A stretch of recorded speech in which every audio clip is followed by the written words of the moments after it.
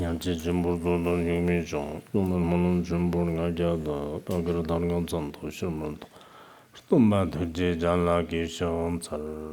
To liberate sentient beings, please generate the supreme bodhicitta before we start today's teaching. ngene de zena shariwa skani tamba chenam tongne na yang do shang zhe tamba chouji ba xia chap zhe dong zhong tai yi ba ngai zhong de de de ni ne ne tarmo jar de tamchit kiper ko de gang da tablam ke ba nam mangbo jara tagla jara tagla chute jara tagla chutem tongne se tene tenir kachik telan de nyamda ngai chumchuk shepi tilava 강실 가는 직된들 봐 상침 초그럽 되는 듯단도 참물 듯이 시비 로동단 멈게 럭비 나르지단 바남 대랑들라 답르가 간지르지 상침 선화한데 더 냥냥때 대생하는 지금이다 랍더가 양덕 난조 탐치를 나방네 되어서 버티기 위해서 셋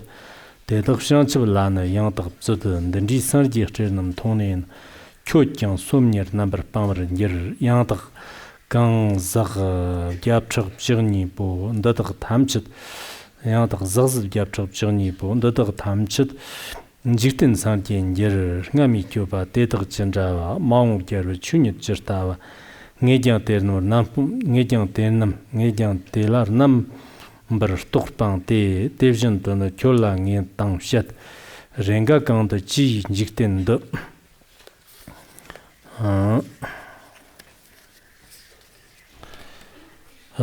제가 처음 적었다는 정어는 열 타이 먹진 직된 정나양 랭간던 자와이 춘차때 가라시와 척축니때양 든지 춤축 잡더니 버가 강다가 춤축 돈에 따지르와 든지 샘친 신더니 버가 제가 춤축 되는 정어는 타이 먹진 직된 정나양 랭간다 당자위 춘차 가라시와 척주자는 든지 춤축 잡더니 버 양덕 춤축 돈에 따지르와 든지 샘친 신더니 버가 어둠가리 메토르니까 랭가 강식 지 난게르나 르즈된 조아 인 유공때 합진 직된 남랑 몸스르티르 대외 럭시 춘도 시토바 지스 예랑 스치 저나양 신도 몸스르치와 더탄데 데나 산게 탐친 조브르 달라 테좀 솜니르 나버폰 추지자르고 녜나 감년데 상집단 반달라 양다즈 너는 알아 냔투 강양 메드 샤리 준더는 상친기 나이 냔투 강다 탐짓당 상집 생활 조원다다기 나이 상전더는特别기 집시르 지에나 닝마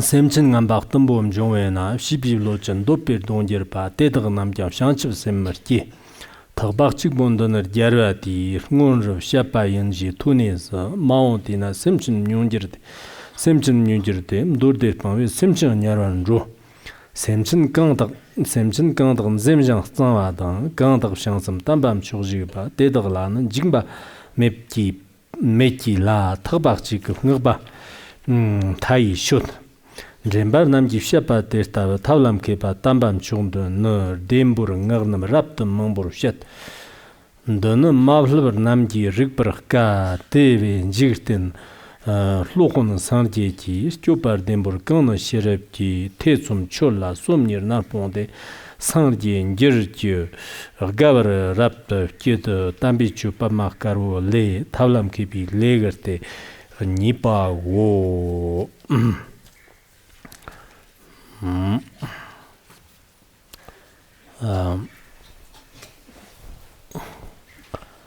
Today we are going to talk about the Lotus Sutra, which is a foundational text in Buddhism. We've now officially reached the second important chapter of the Lotus Sutra. If we proceed diligently and mindfully, we should be able to successfully finish the entire second chapter today together as planned. Previously, we've already discussed in detail the Buddhas of the past and the future and their significant roles. They have generated countless aspirations and profoundly expounded upon the one and only ultimate vehicle, truly a singular and unparalleled creation. As for the present Buddhas, it is truly the same in every respect. The present Tathagatas also teach the profound one vehicle doctrine. Among them, our esteemed teacher, Shakyamuni Buddha, also expounds upon the profound concept of the one vehicle. In this process, previously the turning of the Dharma wheel, within his teachings, the 5 ascetics attained realization, and so on. All these principles have already been explained. Today we will continue right from that very point. The Buddha told Shariputra, "You should truly know and understand this. I have personally seen so many noble sons of the Buddha who have sincerely generated the profound bodhicitta of the Mahayana, as well as many other sentient beings, all striving on their spiritual journeys, who are truly determined to diligently pursue such a profound path to Buddhahood, those who earnestly study the Mahayana Dharma and are firmly resolved to seek ultimate Buddhahood. There are already countless, innumerable sentient beings, hundreds of millions, billions, beyond measure. All of them come with hearts full of respect, joy, and devotion. They have all gathered at the sacred place where the Buddha currently resides. And this is not only, the Buddha says, happening during my present lifetime, that so many who have generated the bodhicitta of the Mahayana have come to me. More importantly, in fact, these sentient beings have also, in the distant past, listened attentively before various enlightened Buddhas to the profound and various provisional, skillful means that we are now diligently discussing. Ultimately speaking, the supreme and unparalleled one-vehicle teaching, the profound and transformative Dharma of the Lotus Sutra, is the Dharma spoken provisionally as skillful means. Therefore, it is mentioned here that during the Buddha's time in the world, there were very many sentient beings who aspired to the Mahayana Dharma. They had already come before the Buddha with joyful and respectful attitudes, with joyful and respectful actions. They listened to the Dharma. This did not happen without cause or reason. It must be that in the distant past they had indeed stood before countless revered Buddhas. They had already served, revered, made offerings, paid homage, and earnestly requested the profound Dharma from Buddhas. Because of these extraordinary causes and conditions, they also had the opportunity to hear the Dharma in this very life. This important principle is also clearly found in the omniscient Longchenpa's renowned treasury of the Supreme Vehicle. For us to encounter such profound and precious Dharma teachings in this present life, in fact, we must have also met Buddhas such as Samantabhadra Tathagata in the past, because in this very life we have encountered the most ultimate and most profound teachings on the nature of mind. This is such an analogy. Or we could say that in the near future we will definitely attain realization. Why is that? Because we have encountered such supreme Dharma. This is also a particular kind of reasoning. So for everyone who is present here today, in actual fact, this is not a matter of mere coincidence at all. Perhaps some of you may feel, I am listening to the Lotus Sutra this time. It's just a matter of chance. On the surface it seems like a coincidence, but in reality there are natural and inevitable causes and conditions behind it. These causes and conditions are not just a chance encounter in this life alone. It must be that in previous lives you have also relied on many great Mahayana spiritual teachers. You have also made profound aspirations in front of the Buddhas and Bodhisattvas. Otherwise, today, for us to truly encounter such a supremely precious Dharma and to hear it, even to hear the sacred name of the Lotus Sutra, for ordinary beings without such causes and conditions, it would be impossible to even hear it. On this point, I am not using some fabricated words to comfort everyone. There is no need for that. I am speaking from the bottom of my heart. I truly feel this way myself. Every day when I read the Lotus Sutra and related materials, I feel a truly deep and profound sense of joy within my heart. It's very much like a person who possesses great and insatiable greed when they come across a great fortune.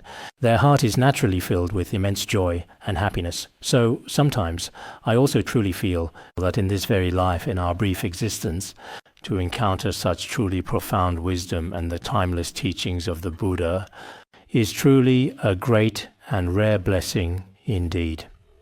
Next, it is clearly said that at that very auspicious time, The Buddha thoughtfully and compassionately thought to himself with deep wisdom, the appearance of all Tathagatas in the world is not for any other particular purpose, but for the ultimate benefit of all sentient beings. So, what is the most important reason for the Buddha's appearance in the world? It is to teach the immeasurable and boundless sentient beings, to expound the wisdom realized by the Buddha's wisdom. This cause and condition, this dependent origination, should now be ripe. The time has come. Because now is exactly the right time for teaching the Dharma. Why is that? The profound and vast wisdom realized by the Buddha can now be fully and comprehensively taught. This already touches upon the fundamental fact that whether we are diligently teaching the Dharma or attentively listening to its profound teachings or actively engaging in the noble activities of widely spreading the Dharma and truly benefiting all sentient beings, once the conditions are ripe, we should also seize the opportunity ourselves. This is very important. Otherwise, in our daily lives, for example, when you go sightseeing or traveling to some truly sacred places, it's perfectly fine if you choose to go, and it's also perfectly fine if you decide not to go. Even if you don't have the chance this year, you can go next year, or you can choose to go after some time. Even if you never truly get to go in this entire lifetime, it's not a particularly big deal, whether it's the fascinating animal world in Africa or something equally captivating in France, these famous places around the world. In fact, if you have the opportunity to go, that's fine too. But if you don't have the chance, it's not important. But what is more important is the opportunity to be liberated from the cycle of birth and death. Such opportunities do not come often. When you do have this kind of opportunity, you should seize it yourself. This is very important. Here, it is also said that when the Buddha appeared in the world, he didn't come for anything else but solely to spread the Dharma, to transmit the wisdom of enlightenment to sentient beings with the right connection. Actually, it's the same when it comes to a virtuous spiritual teacher. If this teacher is an emanation of the Buddhas and Bodhisattvas, then that's even more so, needless to say. I often think about His Holiness Jigme Phuntsok Rinpoche. That day we went to the birthplace of His Holiness Jigme Phuntsok Rinpoche, but due to some arrangements that were made for the nuns and for other reasons, we didn't actually go there ourselves. We went to a nearby place to where the revered Patrul Rinpoche used to stay and reside. At that time, when a few of us Khenpos were chatting, we also said, actually, when it comes to truly great and revered saints, even the very places where they were born or where they lived their lives, or the entire cities or vast valleys where they spread the Dharma, all truly feel quite extraordinary. On one hand, this is certainly due to our faith, but on the other hand, it truly brings immense benefit to sentient beings, which is truly something that people without faith simply cannot explain at all. So when the Buddha appeared in the world, the main purpose was to transmit wisdom to sentient beings. The Buddha told Shariputra that although the Dharma is truly extremely profound and vast, and when the right conditions are present, everyone can receive it. However, there are still certain specific conditions that must be met. Some people may not have the necessary conditions to accept the Dharma. What exactly are these conditions? There are 5 mentioned here. Those with dull faculties, those with little wisdom, and those who are attached to appearances, as well as those who are arrogant and proud. These people will not easily have faith or accept it. They will not believe in or accept the Dharma. As for what is meant by dull faculties, everyone knows. It refers to people who are especially slow-witted. No matter how you explain even the most basic teachings of the Buddha to them, they are extremely slow to understand, and it's impossible to communicate with them. No matter how much you explain, they still can't comprehend. Such people find it very difficult to accept the profound Dharma.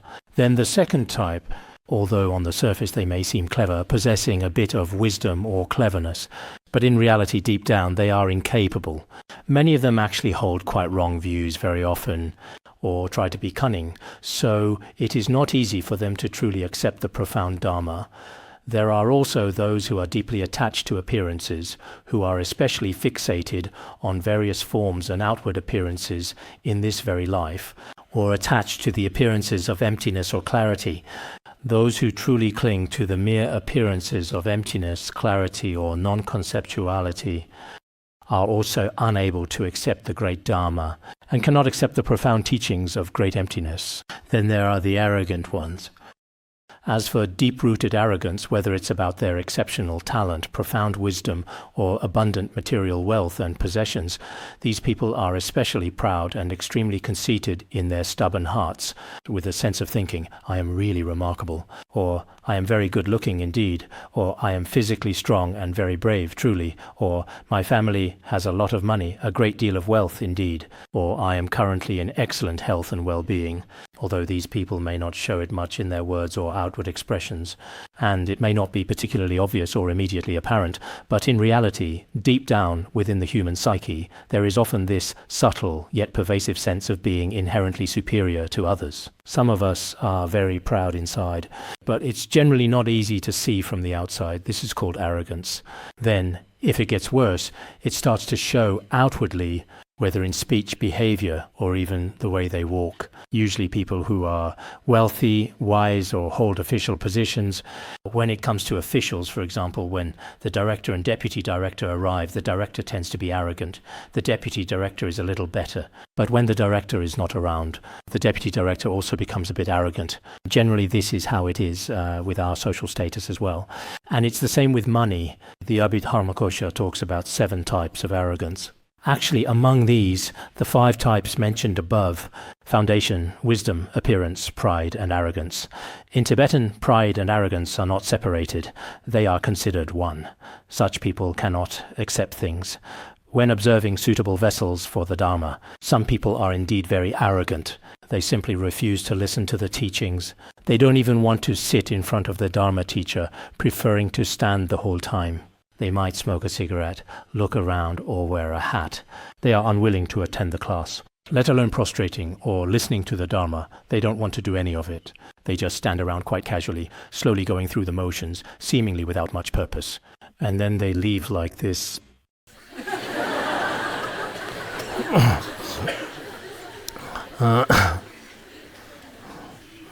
This is exactly what it truly means to be arrogant.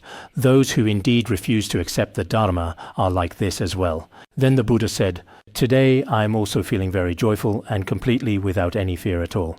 Among the many revered bodhisattvas, I will, with complete and utter straightforwardness, abandon all expedient means and methods, and directly expound upon the unsurpassed path." Why is that exactly indeed? Because, as we mentioned earlier, among the Buddha's most prominent and revered disciples, 5,000 people have already left the area now. Those who are arrogant and those with excessive pride, these beings have all departed. At this significant point in time, on the one hand, all of the devoted followers are truly willing to accept the profound teachings of the Buddha. Just now, those individuals with inferior capacities have been completely removed. Within such a group, there is absolutely no fear and no worry. There is truly nothing at all to be concerned about.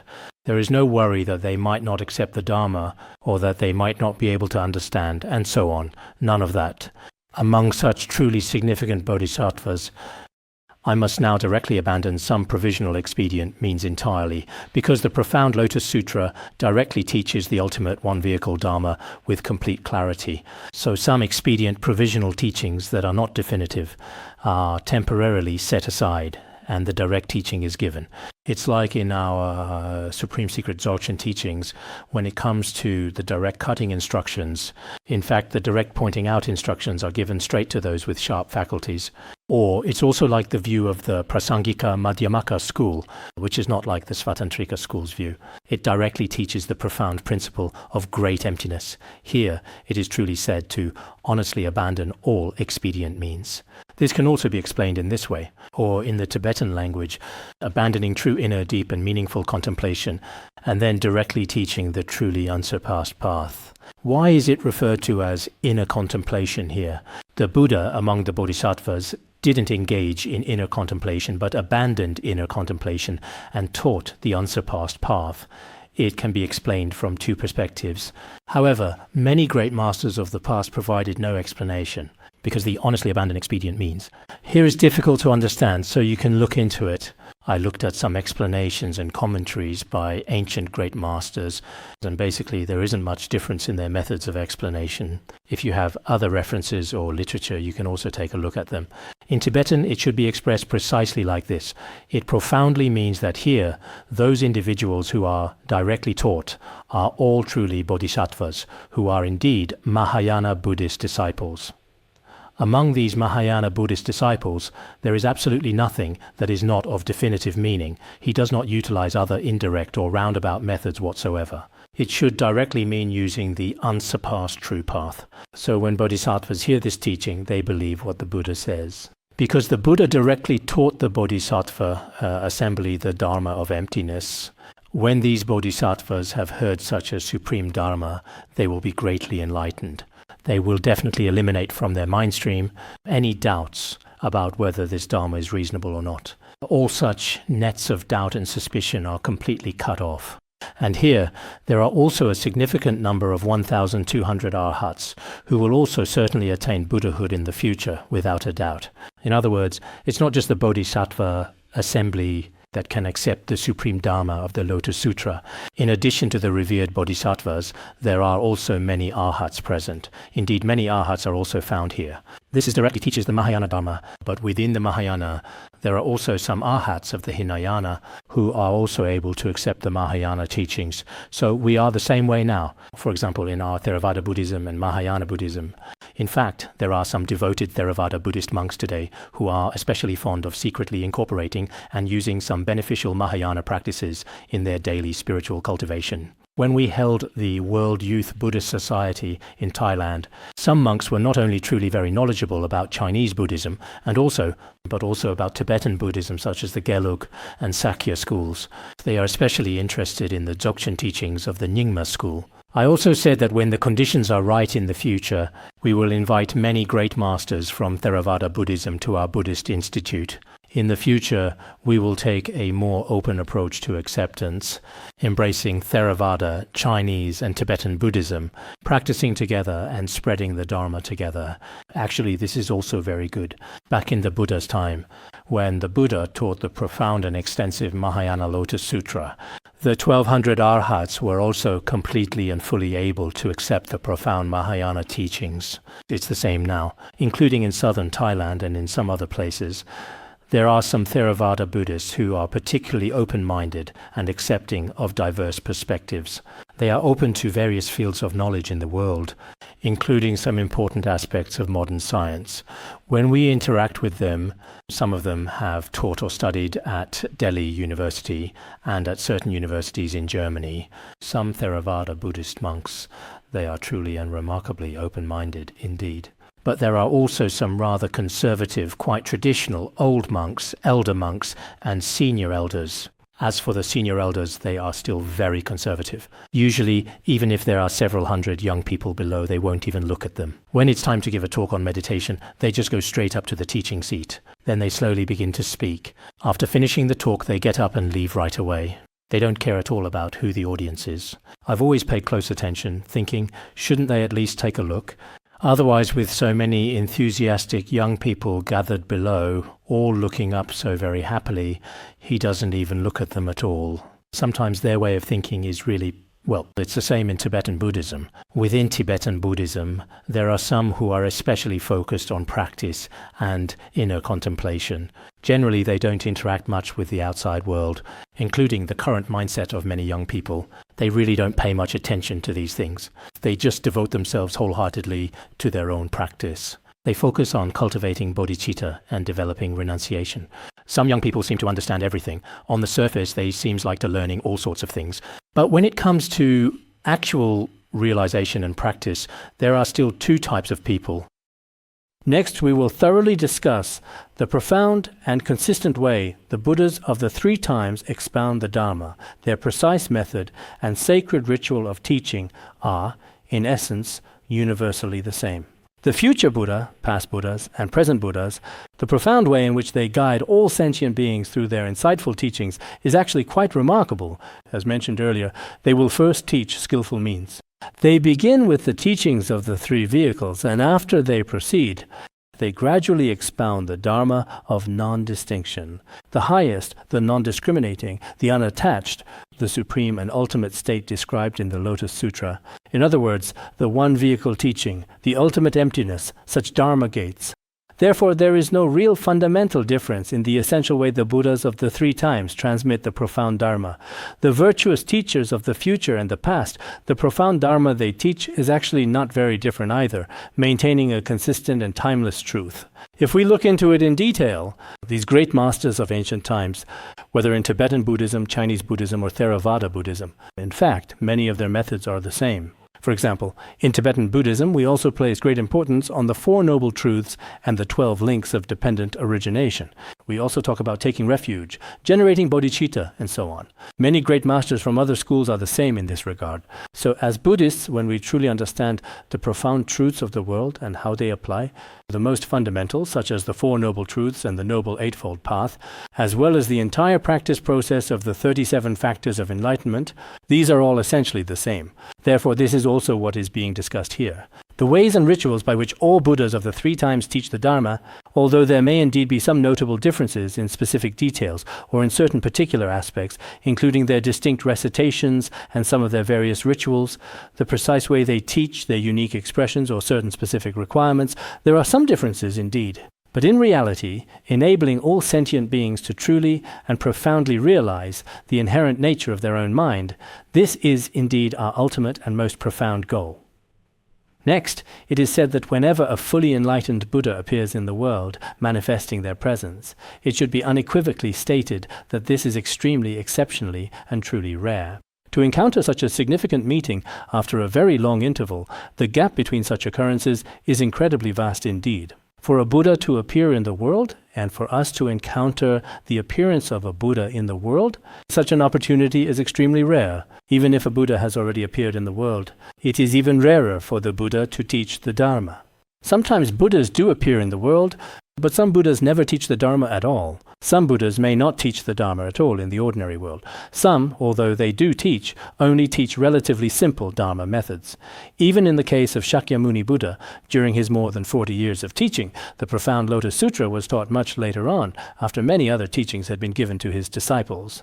As for some eminent monks and great masters, there are some profound teachings that they may never teach in their entire lives. When some eminent monks and great masters teach the Dharma, they might, for example, when His Holiness Jigme Phuntsok Rinpoche used to teach, in the very beginning he transmitted more of the profound teachings. But later, as the number of disciples increased, the teachings he transmitted might not be the same. They became popularized, aimed at the general public. When virtuous teachers appear, they may have limitations. For example, take this virtuous teacher. He might propagate the Dharma for 20 years, 30 years, or 15 years. At most, perhaps 40 years or a little over 30 years. After that period, it's like the analogy I used the other day. If you drive a car, if the quality of the car is better, it might last longer. If the quality of the car isn't good, although we don't necessarily have to use a car as a metaphor for virtuous teachers, sometimes due to different causes and conditions, there can be differences as well. So, you see, it says here that it's very difficult to encounter the appearance of a Buddha in the world. Even if a Buddha does appear, the opportunity for the Buddha to teach the Dharma is also extremely rare. Even if the Buddha has already taught the Dharma, for us to be able to hear it, it is even more difficult to hear the Buddha's teachings over countless eons. From the perspective of time, or rather, throughout countless eons, we can listen to the Dharma with a virtuous teacher.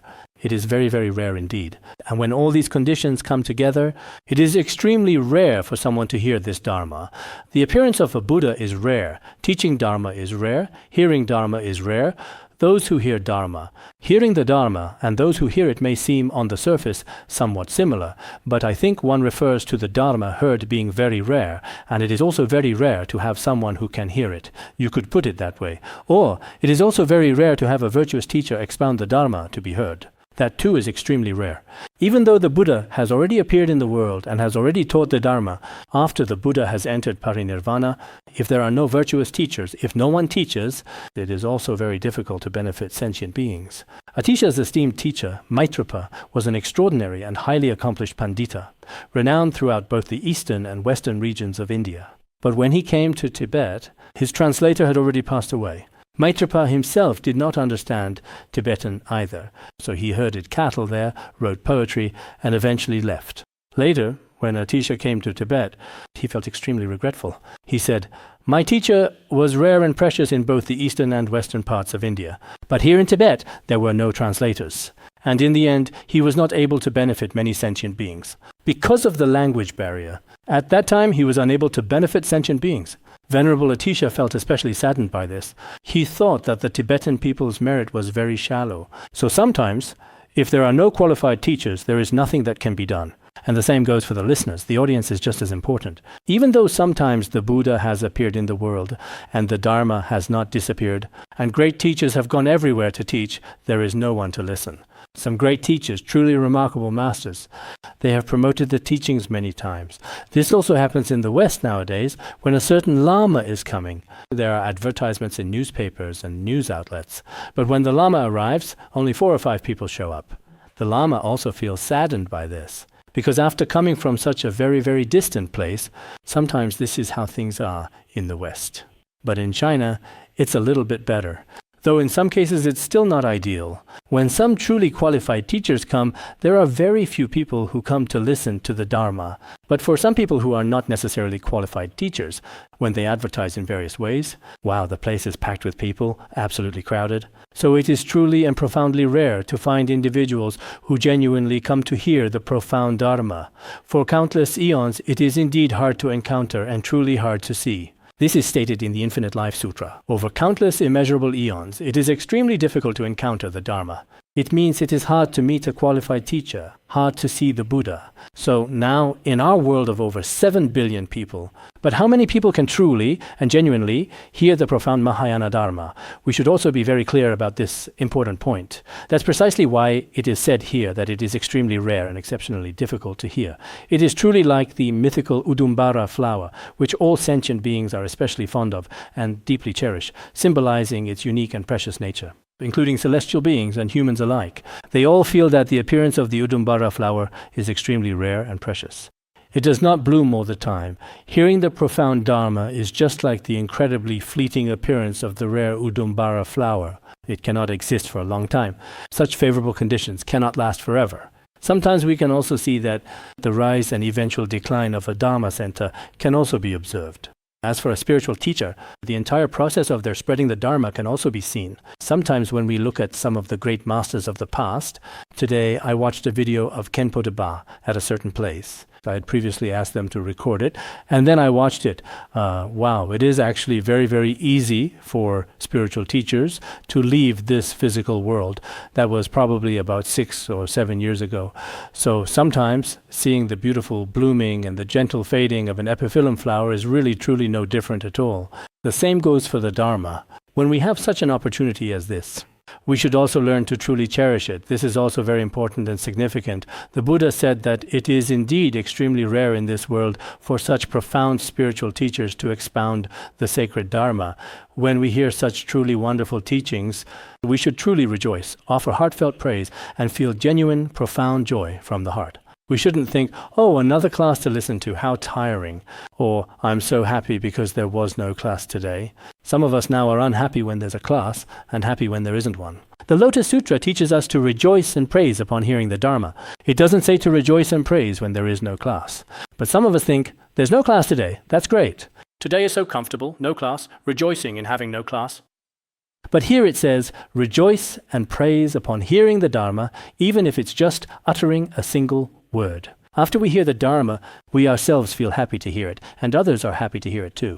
Even just hearing that someone is listening to the Lotus Sutra makes us happy, even if it's just a single word of praise from ourselves, just like in our current language, giving a like, offering praise, or expressing admiration. He teaches the Lotus Sutra. He listens to the Lotus Sutra. We rejoice, we truly rejoice, we praise, we wholeheartedly praise, even sending a single flower, and so on. These are all profound ways as well. What exactly does this mean? It may seem like a very small and insignificant action, but in reality, this person is making sincere offerings to all the Buddhas of the past, the present, and the future. Such a person is extremely rare indeed. This surpasses the rarity of the Udumbara flower appearing, blooming only once. When the Udumbara flower appears, everyone feels, the Udumbara flower has appeared here. They are joyful and full of praise. If someone truly and sincerely praises the Lotus Sutra, then or praises those individuals who listen to or expound upon the Lotus Sutra, they're extremely joyful and blissful. But nowadays, many people are simply not happy about it at all. Whenever someone mentions who is teaching the Lotus Sutra, they feel deeply as if 1,000 sharp poisonous arrows painfully pierce and brutally wound their tender, fragile heart completely. At that particular time, when the profound Lotus Sutra is being actively discussed, some people immediately say, let's not talk about it anymore. Some say, quite dismissively, you go ahead, you do it yourself. Now, regardless of what kind of person we truly are, if we study it carefully and diligently, or if someone else is teaching, we should abandon jealousy, abandon any selfish motives, and offer praise. I also say, during the process of listening to the Dharma, do not create negative karma, do not harm each other. Of course, there are people with ulterior motives, or some individuals who are completely unaware. These people might, especially now on the internet, talk about each other. But if we ourselves are not personally involved in this matter, if we ourselves are not part of such a group, then in reality, nothing has actually happened in the world. Therefore, for us, whenever we have the precious opportunity, we should diligently try our best to listen to such profound teachings and do so without any interruption. The other day, I explained why it's best not to break the continuous transmission and to carefully listen to the entire teaching from its absolute start to its complete finish. Even if you don't have much time, even listening to just one class still brings great merit. Recently, I have been reading the biography of the Lotus Sutra. The biography of the Lotus Sutra was written during the Tang dynasty by a man named Zheng Xiang, who was from Han, China. In fact, it actually talks about quite many things here, including some of the merits of listening to the Saddharma Pundarika Sutra, Lotus Sutra, and various miraculous responses experienced through studying it. These are discussed quite extensively. One of the stories goes like this. There was a monk who lived in Changshan, which seems to be in present-day Zhejiang area. In a quiet, secluded place, he began to recite the Saddharma Pundarika Sutra, Lotus Sutra. Historically, many in Han China recited this sutra. While reciting, he might have been in a cave or similar location. And there were indeed many bats, much like mice, a very great number of them. After he had been reciting for a while, later, that entire group, more than a dozen of them, tragically and completely died. After they died, they were all reborn in the heavenly realms. Later he dreamed that 3 days later, several celestial beings came to him and said, "We once listened to the Saddharma Pundarika Sutra, Lotus Sutra, in your presence, and we are grateful. Because of this merit, we have now been reborn in the heavenly realm of the 4 great heavenly kings. We are very grateful." In his vivid prophetic dream, it was perfectly clear, and they praised him warmly in this way. Later, he respectfully built a magnificent stupa there, and carefully buried all the decaying corpses of those unfortunate bats together in a solemn manner. He built what was called the Bat Stupa. I don't know if it still exists now, but it was said to be in the Changshan area, so I was thinking, even animals. Originally, His Holiness, when teaching the 7 treasuries or the 4 heart drops, an old goat listened. Later, the old goat attained realization. This profound manifestation was also clearly shown to the revered Dharma king, serving as a powerful testament. As human beings, we should therefore cultivate an even greater and more fervent enthusiasm for diligently hearing and deeply understanding the sacred Dharma. If we have this precious opportunity, then the accumulated merit is even much greater. If you have the available time, you should definitely take a careful look. It's clearly recorded in the sacred Tripitaka. It specifically mentions here that there was a monk who also recited the Lotus Sutra on a mountain. There were many monkeys, lively and curious, all around him.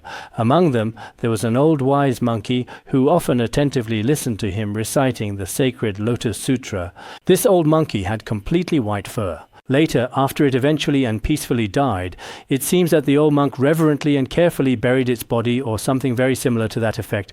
Afterwards, it was reborn in the heavenly realms. It even appeared in a dream to tell him, "I brought you a very precious jewel from the heavens, and it's at a certain place." Then, when he went there the next day, he really found a precious jewel, just like a luminous pearl, something truly extraordinary. All of these things are quite truly miraculous. I think, of course, the great merit gained by people who listen with sincere faith and profound joy, and who truly understand. It goes without saying, and it is profoundly clear. As for those various animals, if you are diligently reciting the sacred Lotus Sutra with deep devotion, and there happen to be small mice or perhaps even noisy crows present in the immediate vicinity, or ants, cockroaches, and so on nearby, we should also make the aspiration for them to leave the bodies of the 3 lower realms and attain a better rebirth. The power of aspiration is truly inconceivable, and the power of the Dharma is also truly inconceivable. For ourselves as well, having the opportunity to study like this in this very life, I truly feel it is extremely rare and precious. Especially later in the Lotus Sutra, there are many passages about the merit of hearing the Dharma and the merit of teaching it. Each and every merit. Perhaps some of us may not necessarily believe it because it is so extraordinary. Other than that, there are no other obstacles for him. So here we also want to share this with everyone. Here it says to listen to the Dharma with joy and praise, even saying a single sentence, uttering a single word. This is truly very important indeed. We often use many words to express praise, which is of course very good. But even if you can't do that, just say a word like rejoice, rejoice. You are listening to the Lotus Sutra, right? Oh, rejoice deeply in your wonderful merit. You are truly remarkable and exceptional. You are a genuinely good person. You are really great and admirable. Praising like this is also very good and beneficial, right? Your merit is truly inconceivable. Next, it clearly states you should not harbor any doubts whatsoever. What the Buddha has profoundly proclaimed, you should absolutely not entertain any uncertainties or hesitations about the immense and profound merit of this particular Dharma door, or indeed about the entirety of this sacred and invaluable teaching. Because I have already profoundly realized the true nature of all phenomena, I can rightfully be called the Dharma King. Moreover, I proclaim this sacred truth to all sentient beings present, to the entire assembly gathered here today. Using the path of the one vehicle alone to teach and transform these bodhisattvas, although in this process there may appear to be some Śrāvakas, they are all of Mahayana capacity. There are no self-centered or self-serving Śrāvaka disciples. In our process of study and practice, we should try our best to eliminate any doubts. We should wholeheartedly and with deep reverence accept the Buddha's truly wondrous and profound Dharma. I think among our esteemed audience gathered here today, there should also be those individuals who, for example, slander the Buddha Dharma or do not accept the fundamental concepts of Mahayana Buddhism. I truly think this should absolutely not happen, unless there are some individuals who genuinely want to find faults and listen to just a class or two. But even finding faults is not that easy at all. Sometimes, when it comes to what is said in words, there may be some similarities, but regardless of this, nowadays some people even find faults with the Buddha, and even with the Bodhisattvas. However, this does not necessarily mean that they can truly and accurately point out any faults or deficiencies. Everyone should be very clear and fully aware about this significant point.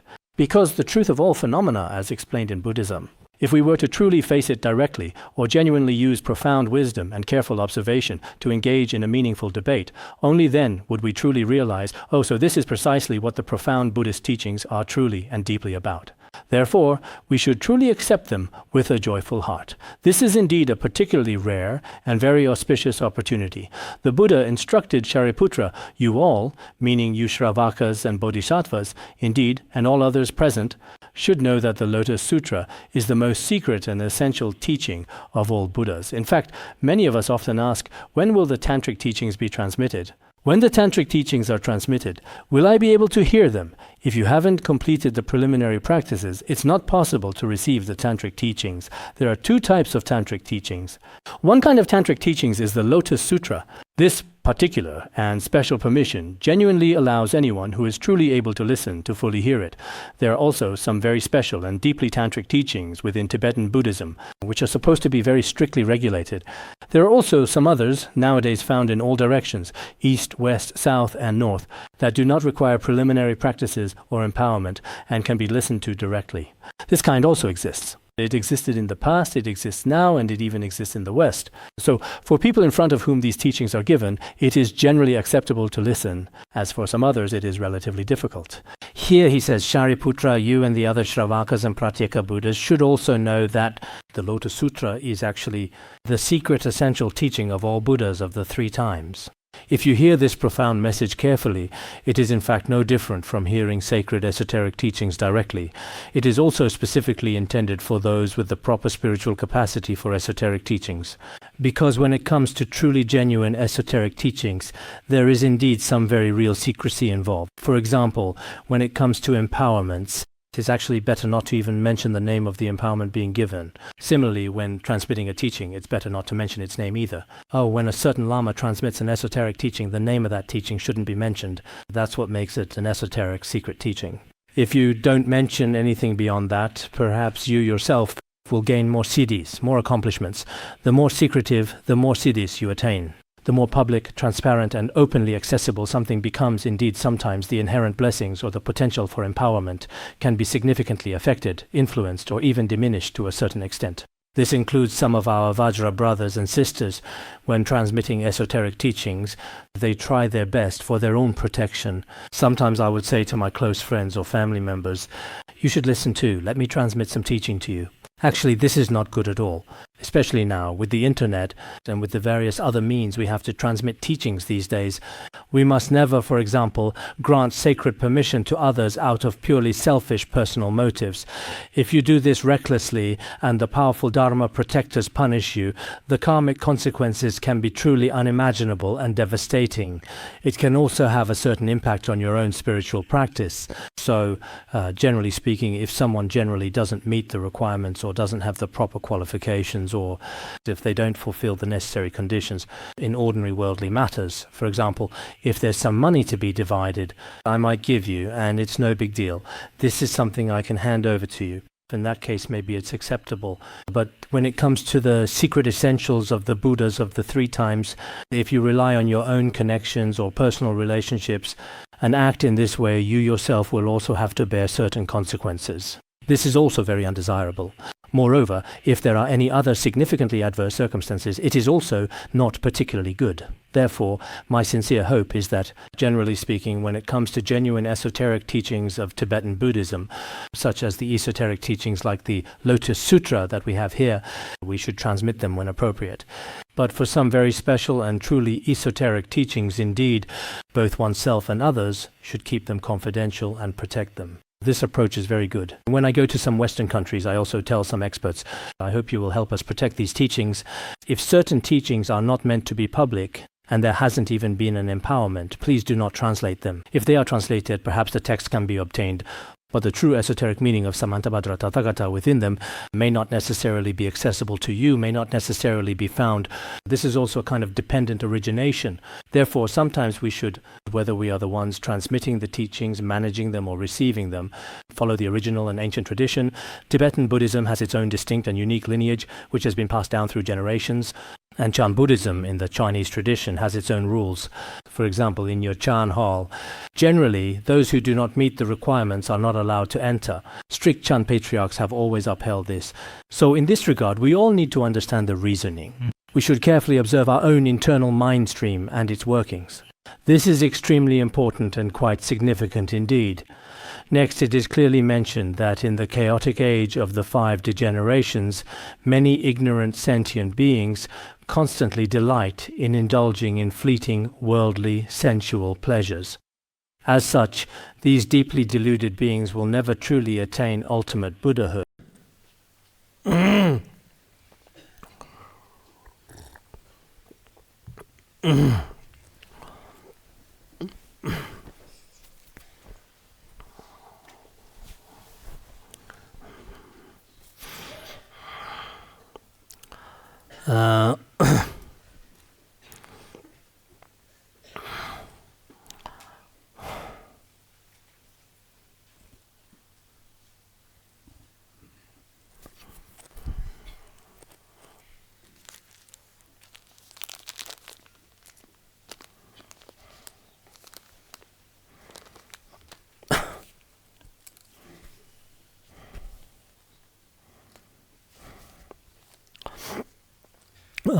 It goes on to say that in this current age of the 5 degenerations, these sentient beings only truly enjoy being deeply attached to the worldly pleasures of form, sound, smell, and taste. These beings do not seek the noble path to Buddhahood at all. Nowadays, those who genuinely seek the path of liberation, who aspire to renunciation, such powerful and truly extraordinary beings are extremely rare, especially in this current degenerate age. The spiritual capacity of sentient beings is not very strong indeed. It should be mentioned in the Jewel Cloud Sutra that there was indeed a Buddha named the Lotus Eye Buddha. This Lotus Eye Buddha especially praised our revered teacher, Shakyamuni Buddha. Our great teacher Shakyamuni Buddha made such a truly vast and profound aspiration Many other enlightened Tathagatas simply cannot truly compare to this one, really.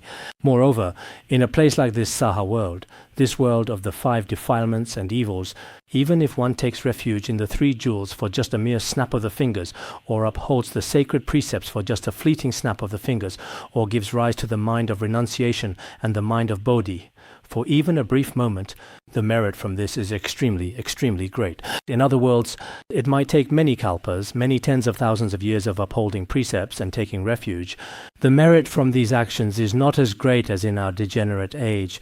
In other words, in the world of the Buddha is truly magnificent. He is truly willing to accept sentient beings such as these. Indeed, beings in this degenerate age are quite depraved and morally corrupt. So sometimes some Dharma teachers often prefer disciples who are truly pure in spirit, profoundly wise in their understanding, and exceptionally capable in their actions. Indeed, their remarkable achievements are often quite impressively noteworthy. At our school, some teachers, many of them in fact, tend to favor students who are also quite good-looking in appearance and highly intelligent in their intellect. These remarkable students can fit into any class. They are also truly upright people. But then there are those who are physically or mentally impaired, and as the saying goes, pitiful people often have aspects that are hard to like. Sometimes in this very life there really are some people who are especially lacking in many ways. Their features are not regular, and they hold deeply wrong views. These people also tend to be particularly mischievous in class. Some have mental issues, and there are all sorts of situations. Strictly speaking, these are also truly pitiable beings in this especially degenerate age. Of course, whether it's in schools or Buddhist institutes, in this modern era, they are all in need of compassion. They have their own monastic rules and regulations. Even during the Buddha's own time, among the monastic community, there were indeed certain specific requirements for ordination. Everyone should be aware of this. So on one hand, we should pay attention to these pitiable sentient beings. Then on the other hand, we should also understand the capacities of beings in the degenerate age. Sentient beings are extremely difficult to guide and transform. Not to mention us now, some of our dear Dharma friends, some dedicated volunteers, and some esteemed Dharma teachers, when they encounter even a little bit of insult from others, or some misunderstandings from others, they immediately find it quite difficult to accept. I experience this too. Sometimes, no matter how diligently you try, others still do not fully approve of you. At such times, I feel like giving up. Just give up, and go into retreat properly. But sometimes I truly think giving up like this isn't really a good option either. It should be mentioned in the Maharatnakuta Sutra that the Buddha, when he was going on alms rounds, there were indeed people who actively tried to poison him. When the compassionate Buddha went to various busy streets and narrow alleys or entered some crowded cities, there were malicious people who deliberately insulted him quite harshly. There were even some who cruelly slandered him using innocent, deceived women as a calculated means of public defamation, like tying a wooden basin to their stomachs, manipulated by hostile non-Buddhists. While the Buddha was teaching the sacred Dharma, a Brahmin woman suddenly stood there and, with a clear voice, said, "I am now pregnant. Buddha, how can you care about others but not care about me?" She was hurling insults there. Later, Indra really couldn't stand it anymore. He transformed into a mouse or something similar, went deep into her clothes, and then bit through the string. After the string finally broke, the wooden basin fell down. At that very moment, the truth was clearly revealed, and everyone present knew she had slandered the Buddha. There is another significant story, which should be accurately found in the Mahavibhasa Shastra, a text translated by Xuanzang. In the ancient Mahavibhasa Shastra as well, when the Buddha was peacefully residing at the famous Jetavana monastery, he and the devoted Sangha also unfortunately suffered severe and completely unfounded slander at that particular time. There was a courtesan at that time. This courtesan used to have quite a flourishing and prosperous business, but after the Buddha established a significant Dharma center there, many people indeed became monks. This development naturally had a certain considerable impact on her established business. So she was very unhappy about it. Later, under the persistent and malicious instigation of certain other non-Buddhist groups, they collectively began to vehemently slander and defame the Buddhist Sangha, spreading false accusations and damaging rumors. They falsely claimed that there was some improper and scandalous relationship between the Sangha, the pure monastic community, and this notorious courtesan, and so on. They said a lot. After saying so much, it seems that these malicious rumors had already spread extremely far and wide, reaching countless many ears. At this point, some of the non-Buddhists started to genuinely feel and perceive that the matter might eventually be investigated and traced back to them, so they became afraid.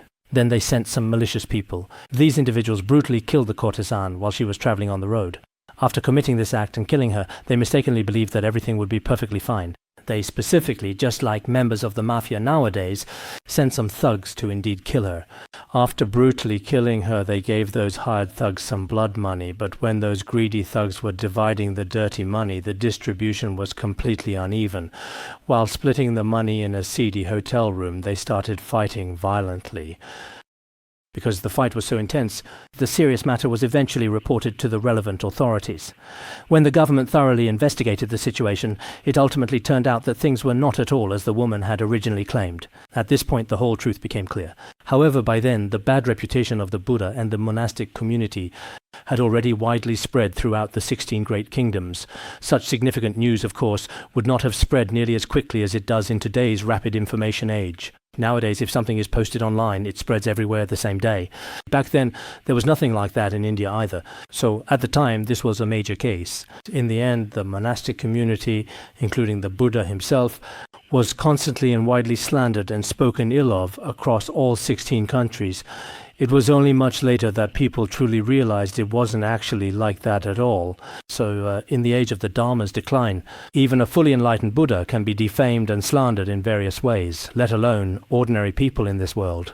That's precisely why it is said here that the sentient beings of this degenerate, impure world, in their current state, they are all deeply attached to worldly things. Even to the most unreasonable things in the world, they become attached. So among them, there are generally no true seekers of the Buddha's path. No one is saying, I seek Buddhahood, I seek liberation. None of that exists. Just like nowadays, many of us, some people don't study Buddhism at all, and some, even though they do study Buddhism, don't really seek liberation either. Some monastics think, as long as I have 3 meals a day in the monastery, that's good enough. And some lay people are the same way. Few people aspire to liberate sentient beings or achieve enlightenment and liberation. If that's the case, it shows we are not truly practicing Mahayana Buddhism. This is something we must seriously and profoundly consider. Next, it speaks about these truly evil and malevolent individuals who exist in the world, particularly in the future. If these wicked people happen to hear the Buddha speak of the profound and singular teaching of the one vehicle, and they become utterly confused and do not believe it, steadfastly refusing to accept its truth, these are indeed the very words describing such deeply evil and obstinate people. This is also the case now. When they hear the Buddha's teachings on emptiness and the Mahayana path, they come up with all sorts of reasons to abandon and slander them. They are confused, do not believe, do not accept, break the dharma, and even go so far as to slander it. They fall into realms of hell, hungry ghosts, or animals. There is a sutra, Mahayana Bodhisattva Treasury of True Dharma Sutra. In it says, the sacred Buddha speaks the Mahayana Bodhisattva True Dharma Sutra clearly states, those sentient beings with little accumulated merit do not give rise to genuine faith in this profound true Dharma. Those who feel deep shame, those whose minds are completely pure, and those who sincerely aspire to seek the noble path of ultimate Buddhahood, these truly worthy people, they will praise and wholeheartedly accept the supreme Mahayana teachings with devotion. They will also joyfully accept the profound teachings of the one vehicle of Mahayana. People with deep and abundant merit will naturally accept them. In fact, there really are differences in the merit accumulated by sentient beings. Some people, even though they haven't studied for long, it seems that every one of these profound Buddhist teachings feels especially relevant to them. They feel joy, a sense of resonance, and find these teachings especially suitable, easily integrating them into their own mind stream. For some, as the Dharma teacher says, they also really want to make an effort. Oh, my karmic obstacles are so heavy, but I still want to try hard. I don't want to be this bad either. I really want to make an effort too, but I've already tried my hardest to the very end. Now I truly have no strength left, really. It's just like climbing a mountain. Please, I'm begging you, give me your blessing once more. Bless me again. I don't want to become a bad person either. For some people, it's really exhausting. But no matter how hard they always try, it's always very, very difficult. Actually, this really does have something to do with one's inherent merit. Some people find it very, very easy, even if they haven't stayed for a very long time. In a very short time, they can receive some profound Buddhist teachings. Here, there are people with a sense of shame and a pure mind. Even such deep and vast Dharma teachings can be accepted by them. The Buddha told Shariputra, "You should know, all Buddhas are like this too, using countless and diverse skillful means to effectively teach according to the inherent capacities of all sentient beings and guide them." Here, skillful means that there are many hidden meanings, secrets, and various skillful methods within. So sometimes we take things out of context, and sometimes it's difficult to directly understand the Buddha's words. When the Buddha spoke of the three vehicles, it was suitable for certain sentient beings to accept. But for beings with different capacities, it might not be necessary to accept them. Therefore, the Buddha had different hidden intentions. He taught according to the needs of the audience, or in other words, tailored his teachings to the individual. This is the method universally used to impart the profound teachings. All Buddhas do exactly the same, meticulously expounding the Dharma through skillful and compassionate means. In fact, true spiritual teachers are also very much like this. A genuine spiritual teacher may use different expressions and a wide variety of ways to effectively communicate. For some people, a certain statement may not necessarily be beneficial to them, but for other sentient beings, that very same statement can be extremely helpful. In the past, when we attentively listened to our teacher's lectures, sometimes the teacher would repeat stories we had already heard. Then I would think to myself, "Oh, I've already heard this story. I truly don't need to listen to it again." But perhaps, quite possibly, there are indeed some newcomers present at this particular moment. Perhaps the teacher is telling this story today for their sake. We try our best to adjust our mindset, because we don't really want to listen to stories we've already heard. But we're also afraid of developing wrong views. So we think, oh, the teacher is telling this story again today. There must be a deeper meaning. There must be some newcomers joining us today. Hopefully, there are many newcomers. This is precisely how people with strong dualistic thinking often perceive the world. The Buddha, with his profound wisdom, used all kinds of skillful means and expedient methods to teach. As it is wisely said, those who do not diligently study and practice cannot truly understand this profound teaching. This means that if someone does not truly listen, contemplate, and practice the Buddha's profound intent, they will not know this point. They might think, here the Buddha says there is a self, and there he says there is no self. These two seem to be directly contradictory, even conflicting. We might feel that this is completely unreasonable. Between the first turning of the Dharma wheel, the second, and the third, there are such great differences. If the Buddha, as one person teaches and says different things at different times, isn't that a contradiction? We might say things like this, but who knows, the Buddha, facing different capacities, different stages, and different sentient beings, taught different Dharma methods. Listening, contemplation, and practice, we miss this point. Therefore, as Buddhists, it is still very important to study and contemplate teachings comprehensively. Without a foundation in study and contemplation, our practice is just blind cultivation without direction. Helping sentient beings would be like a blind person feeling an elephant, grasping at random. We fumble around, and in the end we make mistakes and come to wrong conclusions. Ultimately, we often end up making a complete fool of ourselves, which is certainly not good at all. When it comes to spreading the Dharma and benefiting beings, we especially hope for this. But we should observe our own mind stream. Efforts to spread Dharma are tainted by the 8 worldly concerns. Then such activities are not meaningful. If our own mind is pure, and we truly embrace and benefit sentient beings with genuine bodhicitta, then even if others do not understand, or if some people slander us, or if others make some comments about you, your own mind remains very pure. Through the power of inner purity, achieved through the power of inner purity, even the act of liberating sentient beings will be meaningful. Therefore, as we discuss here, if we do not study well, we will not understand this principle. The Buddha had profound intentions.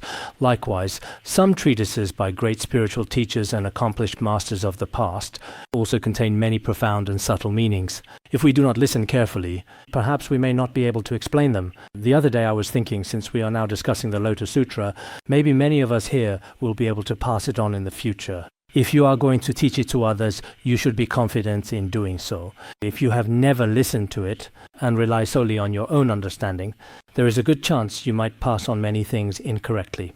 It's not that I am saying my teaching is perfect, but after all, there is a lineage behind it. And after all, there are indeed some detailed comparisons between different versions of the text. Perhaps our understanding may significantly differ in various subtle ways. The Buddha wisely said, since you already know this, the Buddha is actually the revered and enlightened teacher of all sentient beings throughout the entire world. He teaches according to the capacities of sentient beings, and when he expounds such dharma, we should absolutely not have any doubts at all. We ought to accept it willingly and wholeheartedly. Moreover, every sentient being should give rise to great joy in their hearts. What is the reason for this great joy? It is because we understand this principle. In fact, knowing oneself will become a Buddha. Every sentient being possesses Buddha nature and the Tathagata. Everyone can become a Buddha themselves. This is something to rejoice in. What should we rejoice in? First, that we are able to liberate sentient beings. Encountering Mahayana Dharma is also joyful. Each sentient being can, in the future, become a Buddha. Having this seed and potential is a cause for joy. Once, in front of a wise great master, someone earnestly asked, "What exactly is a Buddha?" The enlightened great master calmly replied, "If I tell you directly, you won't believe it." Then the confused person respectfully said, "Master, why wouldn't I believe what you honestly say? As long as you say it, I will definitely believe you. Please tell me, what exactly is a Buddha, and what does that truly mean?" The venerable and enlightened great master then profoundly declared, "Indeed, you are truly the awakened one, the Buddha within yourself." All right, everyone, we will stop our session here for today. Thank you. Sonamdei tamse vogaya tonne dharma pase tirgana jirano chupai chupun sonen droja Bandangara badna sadarda Bandangara badna sadarda Bandangara badna sadarda